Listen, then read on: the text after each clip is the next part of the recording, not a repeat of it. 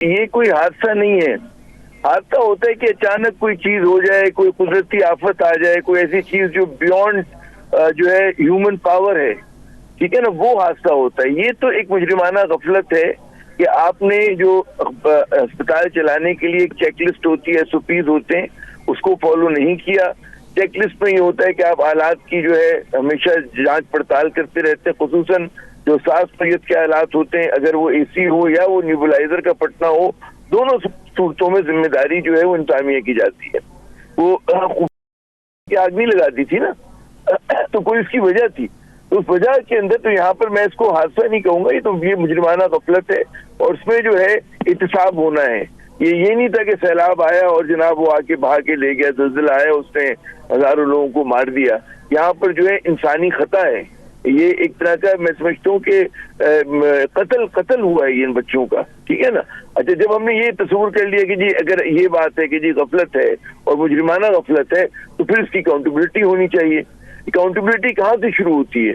وہاں سے شروع ہوتی ہے کہ جو اس ادارے کا ذمہ دار ہے, اور وہ ذمہ دار کون ہے؟ وہ ظاہر ایک ایگزیکٹو ڈائریکٹر آئے گا, اس کے نیچے کا عملہ آئے گا, اور وہ لوگ بھی آئیں گے کہ وہ جو اس وقت جو لوگ اس نرسری پہ ڈیوٹی پہ تھے. بات یہ ہوتی, میں نے پہلے بھی اپنے پروگرام میں بھی کہا کہ اگر 2-3 نرسز یا میل نرسز ہوتے وہاں پر, ٹیکنیشین ہوتا ہے, ایک آدھ ڈاکٹر ہوتا ہے, 2-3 بچوں کو بھی گود میں لے کے بھاگتے تو نکل سکتے تھے وہاں سے. ایسا نہیں تھا, مطلب ہے کوئی منو بوجھ تو نہیں تھا, معصوم چھوٹی جانیں تھی. جب آپ کہہ رہے ہیں ایک بچ گیا تو باقی کیوں نہ بچے, تو اس کا مطلب ہے کہ ان لوگوں نے اپنی جان بچانے کی پہلے کوشش کی.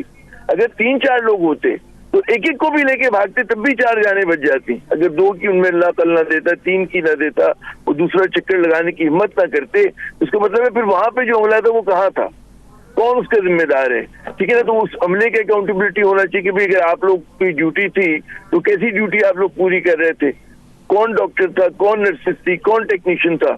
اس کے بعد ان کا جو سربراہ, ان کا جو وہ ہوگا امیڈیٹ باس ہوگا, اس پر بات آئے گی کہ جی آپ کی چراغ پہ لین دے رہا, آپ دیکھتے کیوں نہیں ہے کہ آپ کا اسٹاف کام نہیں کرتا, اور پھر ڈپارٹمنٹ کی ہیڈ کی آئے گی. تو پہلی اکاؤنٹیبلٹی تو ادارے سے شروع ہوگی.